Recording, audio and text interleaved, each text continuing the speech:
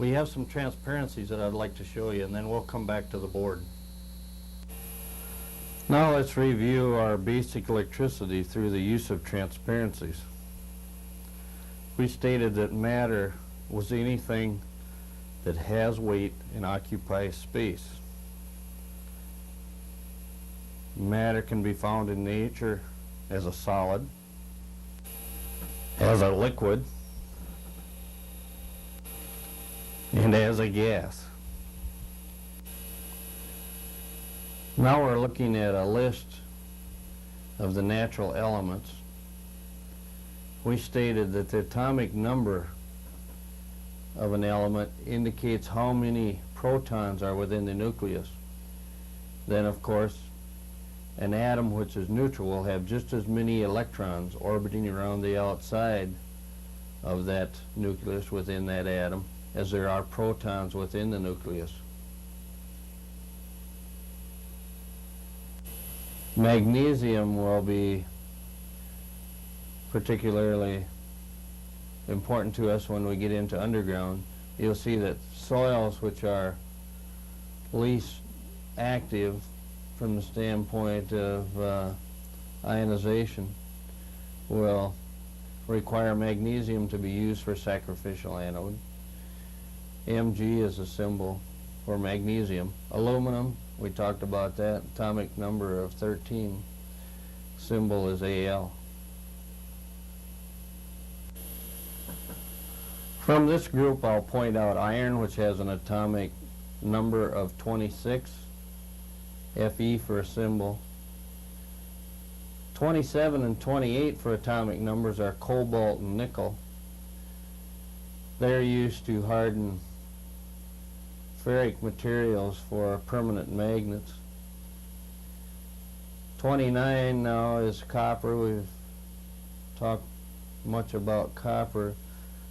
Copper has an atomic symbol of Cu. Zinc is going to be particularly important to us from the standpoint of zinc anodes on underground. It's used as a protective coating for iron, towers, line materials, and so on. Its atomic symbol is Zn. The next one of interest to us is silver. We talked about silver having an atomic number of 47. Ag is the symbol.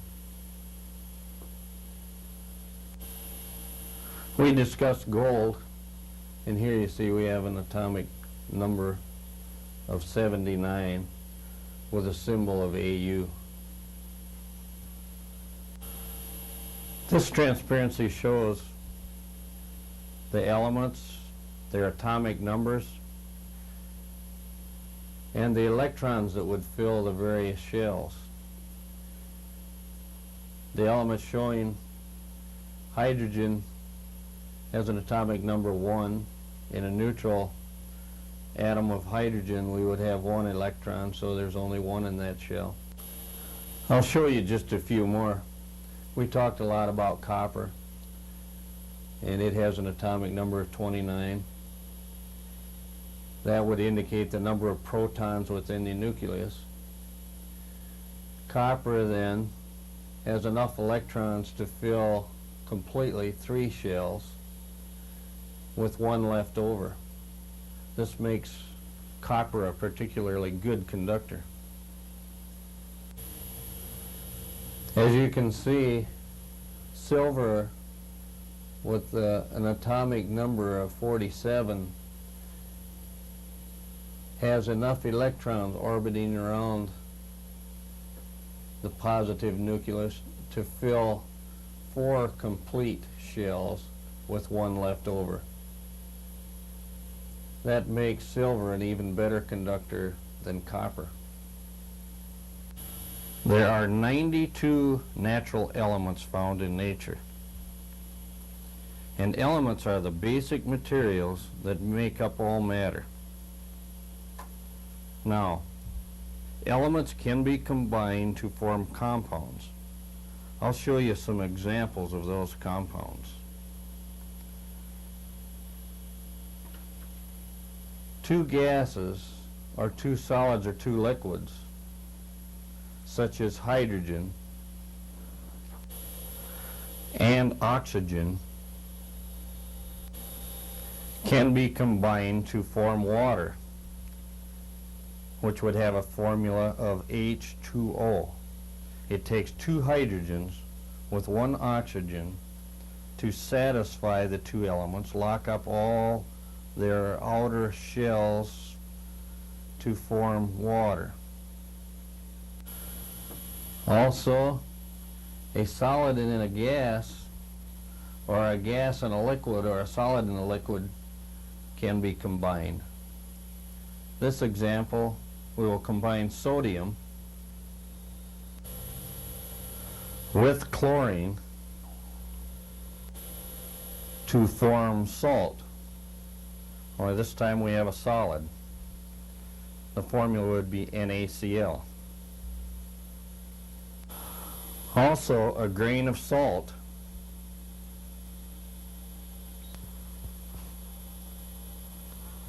can be reduced to a molecule of salt. And the molecule is the smallest particle that a compound can be reduced to before it breaks down into the elements.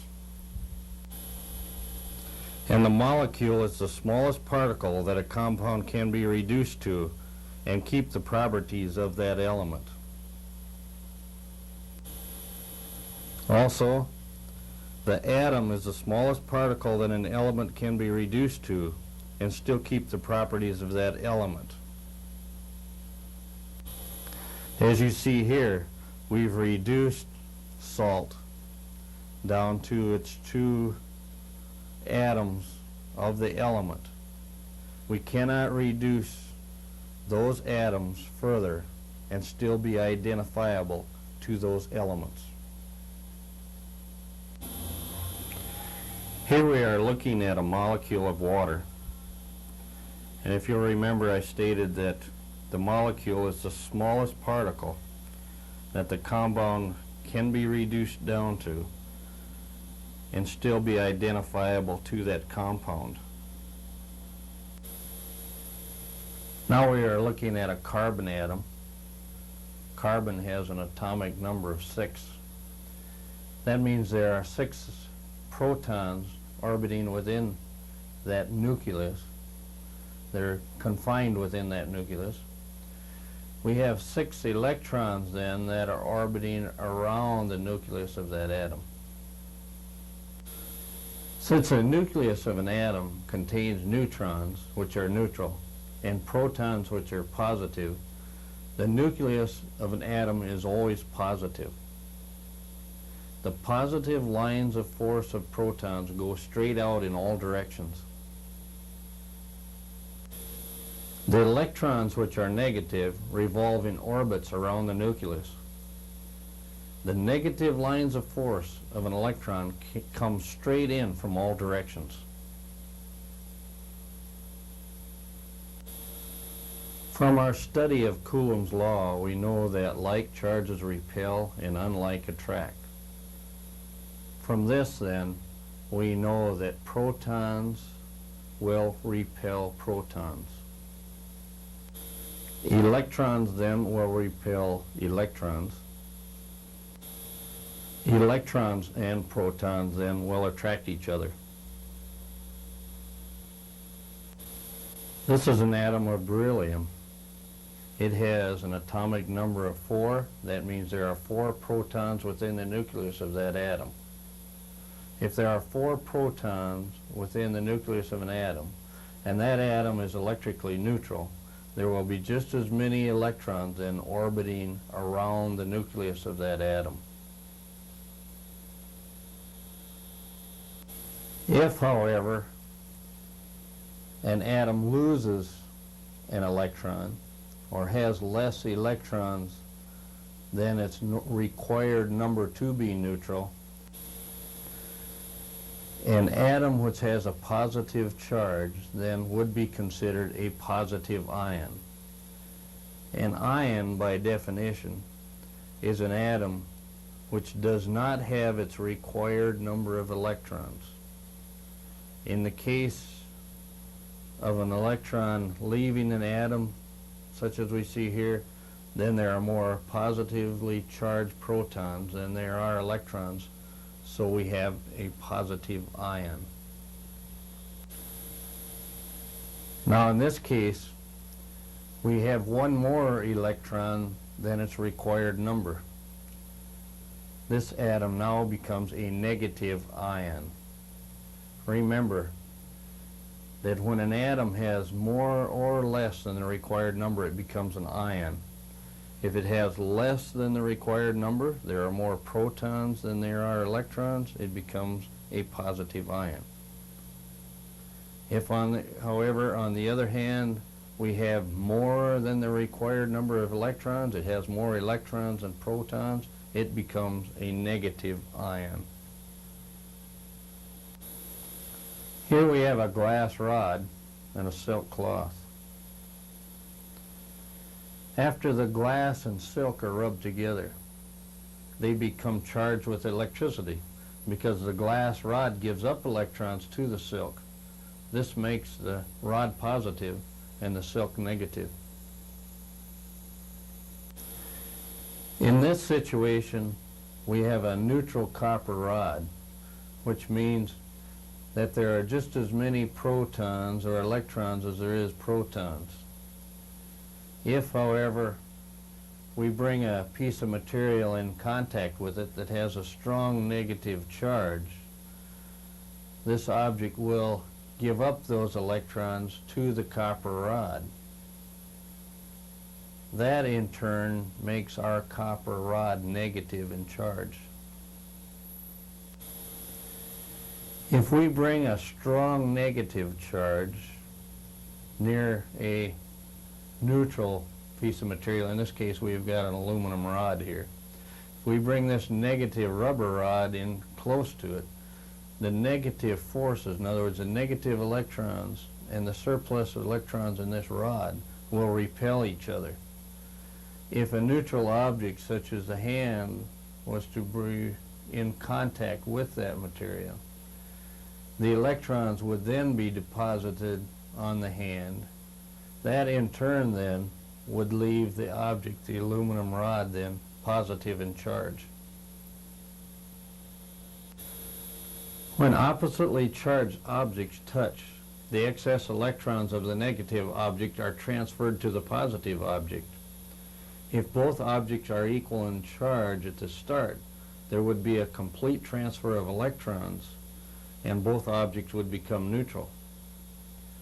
In the case of a high potential difference between the 2 points, there can be an arc. In the case of lightning, there's a violent arc which takes place neutralizing the 2 objects.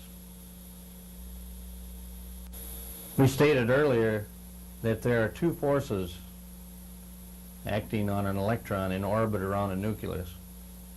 One of those forces can be explained by Coulomb's law. In other words, opposite charges attract. This would explain why there would be an attraction of the electron to the nucleus. The force that keeps it from coming in contact with the nucleus is centrifugal force. In other words, the speed at which it rotates around that nucleus holds it in orbit around that particular nucleus. However, if an external force is applied to this electron, this would have to be the free electron now, that electron would be forced from orbit and then pass from atom to atom through that material, creating a current flow. This transparency shows the number of electrons which can be held into their shells. This first shell can hold 2 electrons. The second shell can hold 8 electrons. The third shell can hold 18 electrons. The next one 32 electrons, and so on.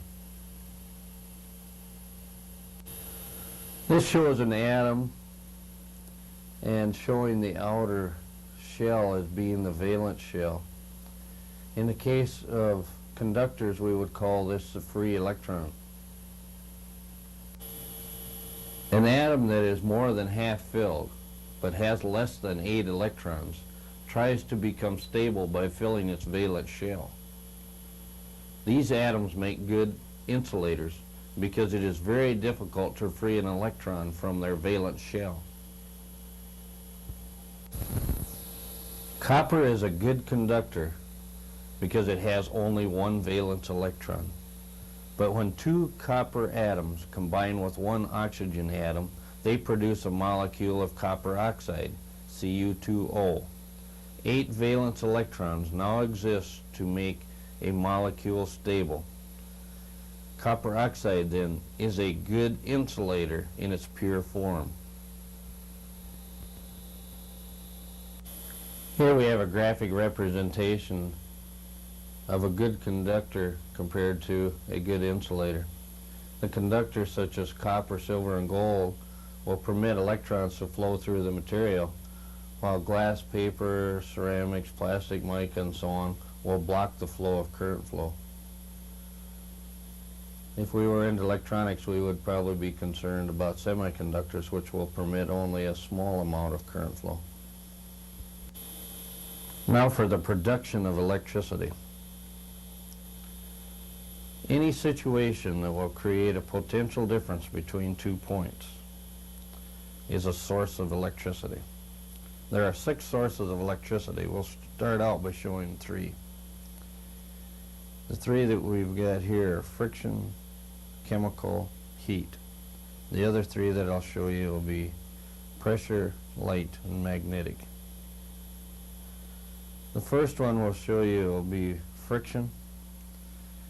The generation of a voltage through friction is called the Triboelectric effect.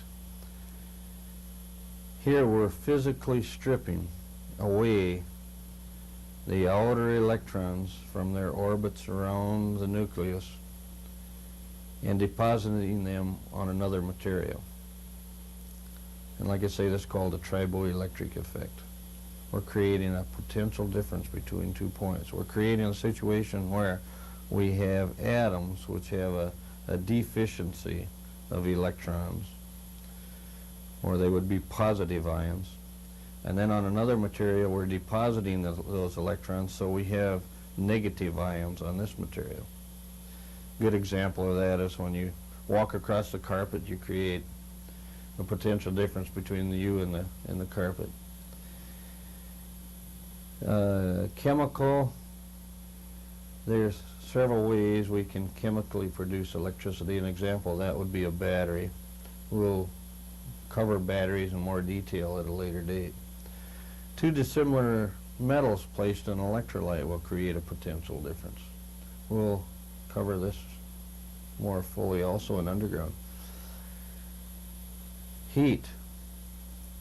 Heat is a source of electricity. If we take 2 dissimilar metals, join them together, heat the junction of the 2 dissimilar metals, we will cause current to flow. An example of this would be a thermocouple. Another example of this is the reason why we don't connect 2 dissimilar metals together in a joint, is because the reverse process can be true. We can, instead of putting heat on it, we can cause current to flow through it, and it'll create a heat. And of course, this is what causes our junctions to go bad.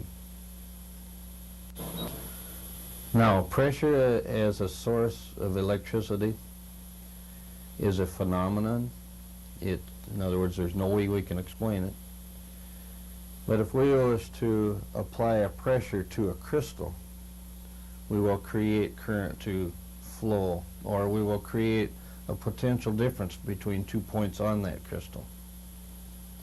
An example of that might be microphones or whatever. Light.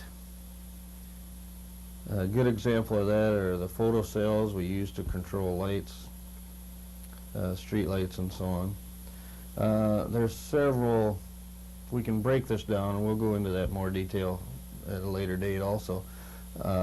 We can have photoconductors and photoemitters and that sort of thing.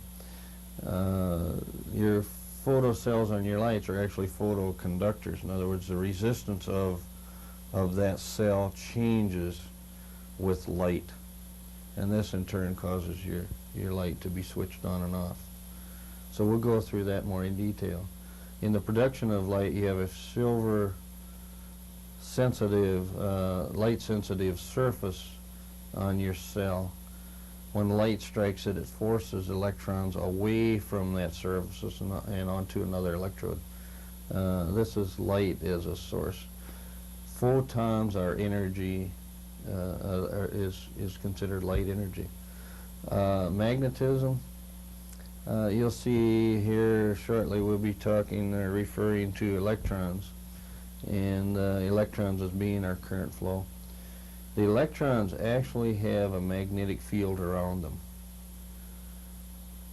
If I would move a conductor through a magnetic field, such as this electromagnet, or not this electro, but this permanent magnet, you would see that the magnetic field of this permanent magnet will, because of the interaction between the two magnetic fields now, cause the electrons to move out of orbit and move to one end, thus creating a potential difference between 2 points, or creating negative ions on one terminal and positive ions on the other.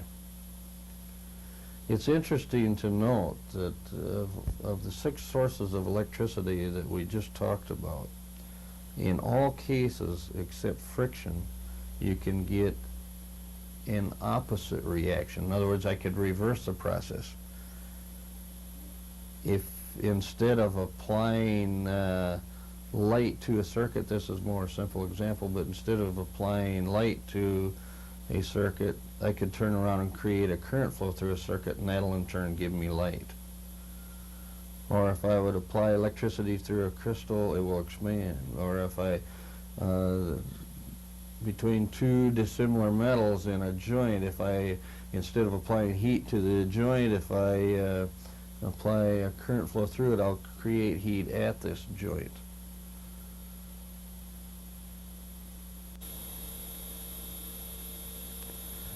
Here we have an illustration of what happens when we do not have an external force applied across a conductor. The atoms, with their outer free electrons of a conductive material now, will tend to move at random, or what we call random drift. They'll go from atom to atom. If there's a hole, or say a positive ion, the electron will go to it. If one has too many electrons, it'll tend to be given off, and so on. So they're moving in a random manner throughout that material. Our current flow will be the flow of electrons through the material. You'll see in the next slide we'll show you where we have a charge on either end. But the flow of electrons from atom to atom through that material, this flow of the free electron, will be considered our current flow. When we apply an external force, a voltage, across a conductor, the free electron is repelled by the negative charge and is attracted by the positive charge. It changes orbit and drifts towards the positive charge.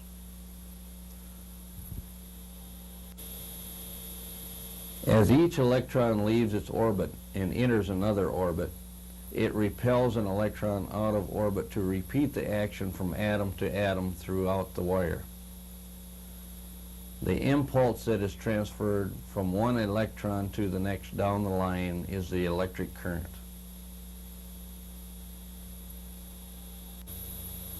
The impulse of energy is transferred from one electron to the next almost instantaneously, so that even though the electrons are moving relatively slowly, the electric current travels at 186,000 miles per second. Up here now, a negative charge put on one end of a wire will repel electrons to the other end until an equal charge is built up to stop the flow of electrons. But if a power source applies opposite charges to each end of the wire, electrons will continue to flow. An electron leaves the negative side of the battery for each electron that enters the positive side of a battery.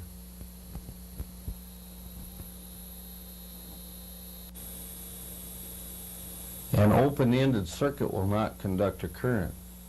A charge is built up across the opening to cancel the charge of the battery.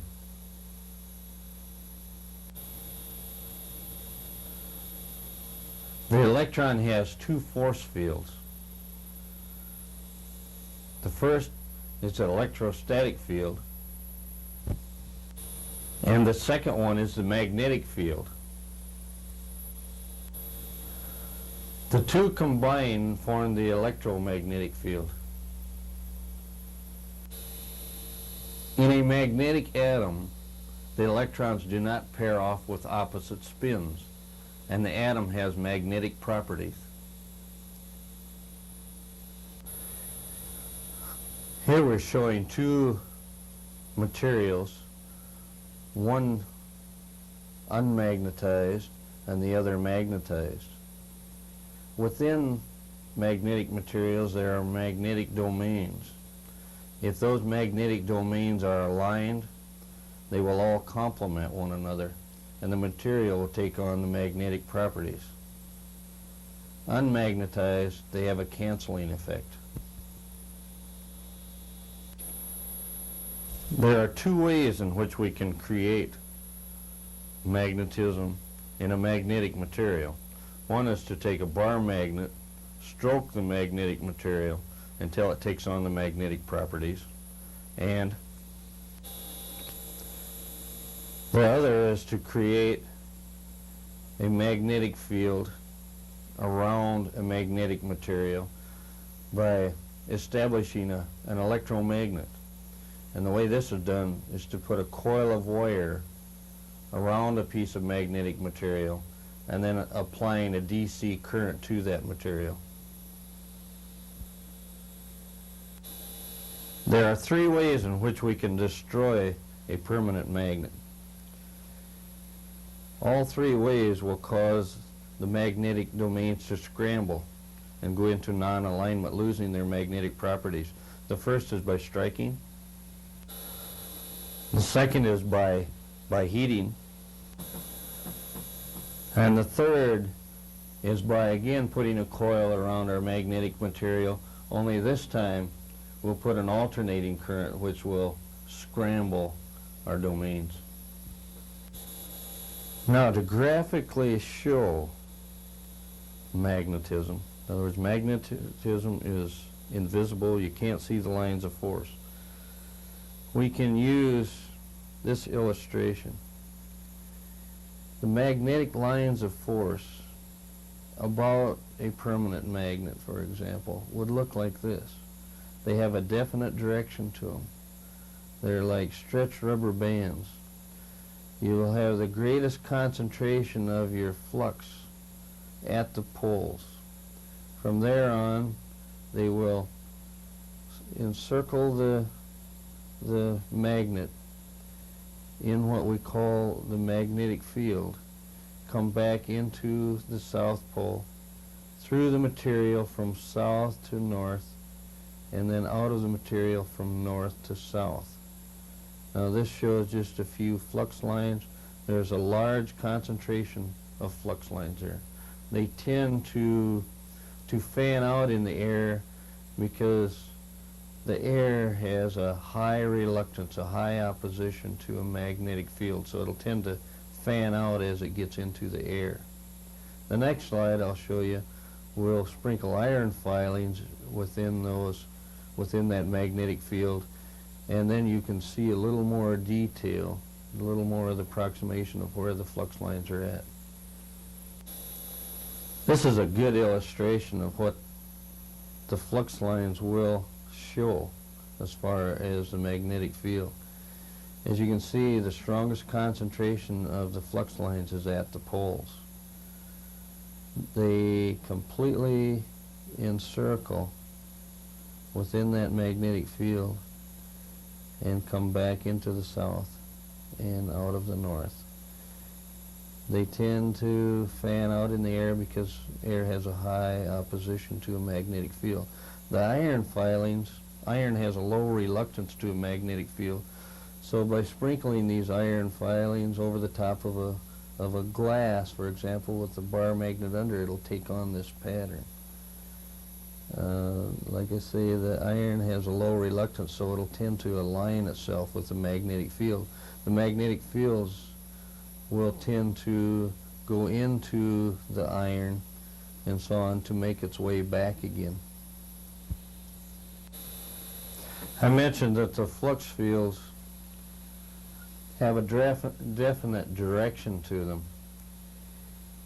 And in other words, if I would place a south pole to a south pole where the flux lines are coming back into that pole, there would tend to be a repulsion between those two materials because of the concentration of flux between the two poles.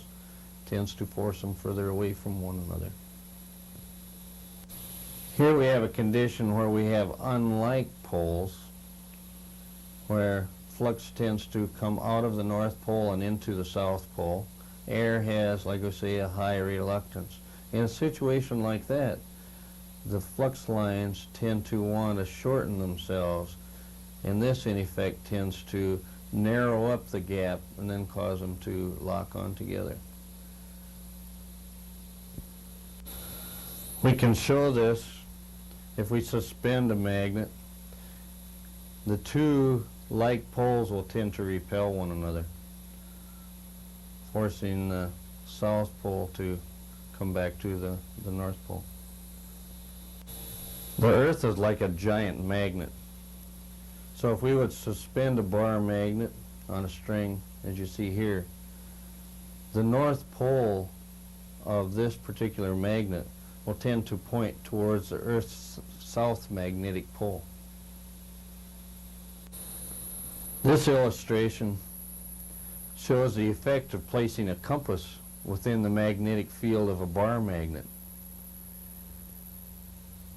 The south pole of the compass will tend to align itself such that the flux lines will go in the south pole out of the north, and by placing the compass at various positions around that magnet, you can determine the direction of the magnetic flux lines.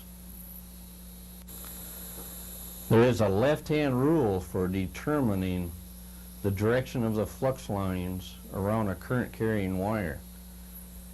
This would have to be direct current, of course.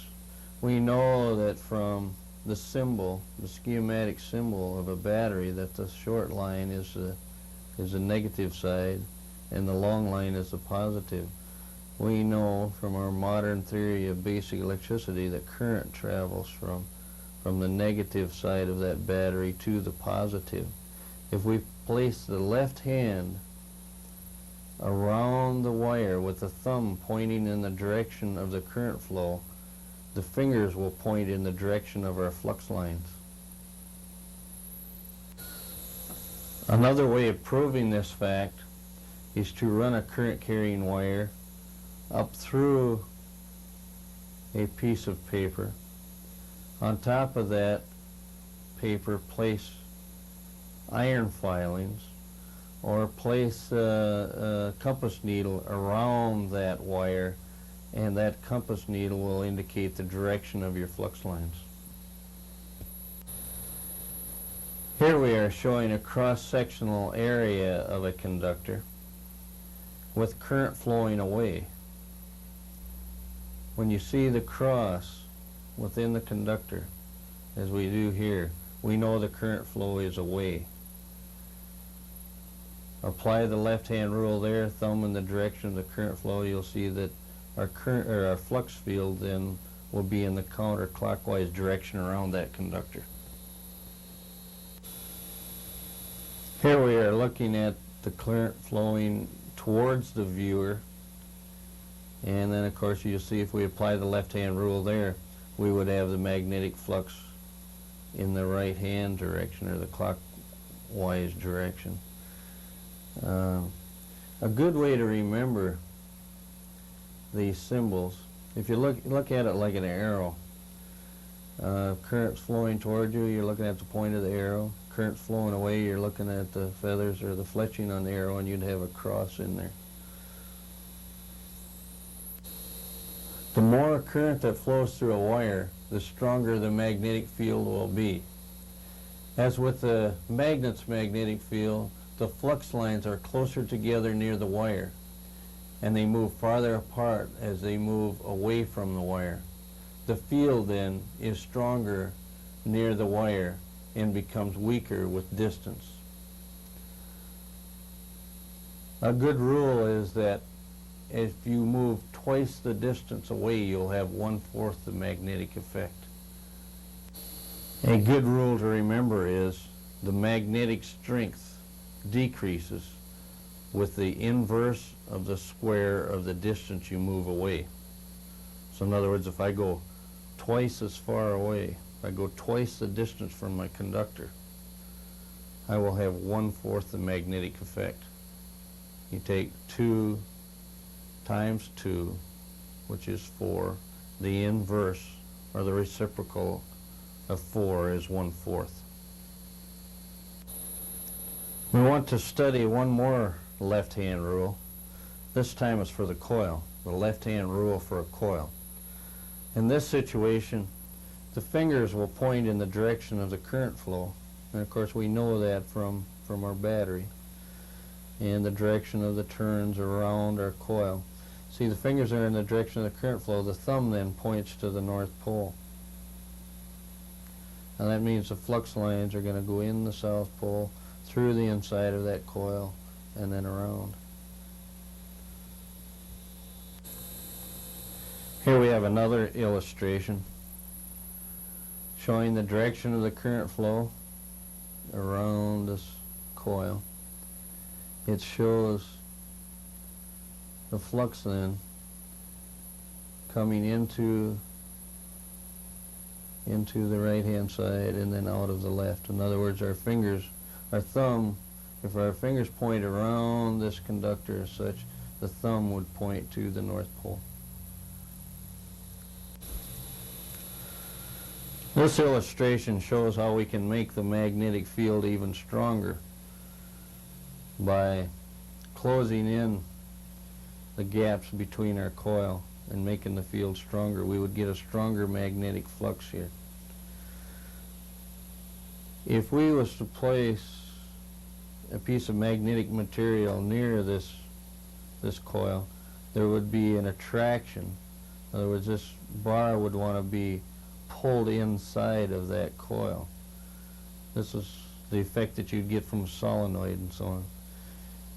The bar placed within this coil will make that magnet even stronger because of the low reluctance of that iron in there combining more flux line. There would be a stronger magnetic effect. Now, magnetomotive force would be the name for this magnetic field. The unit of measure of magnetomotive force, or MMF, is amp turns. The more turns of wire we have, the stronger the magnetomotive force will be. The more current we have flowing through the conductor, the coil, the stronger the magnetic field. This illustration shows that an iron core will increase the density of the magnetic field, thus creating more magnetic effect from that particular coil. This is a cross-sectional area of a coil, and if you'll remember, the crosses indicate that current is flowing away, and the dot in the cross-sectional area means current's flowing towards us. If we use the left-hand rule, we would have a flux line such as this. And this shows the concentration then of magnetic flux up through that coil.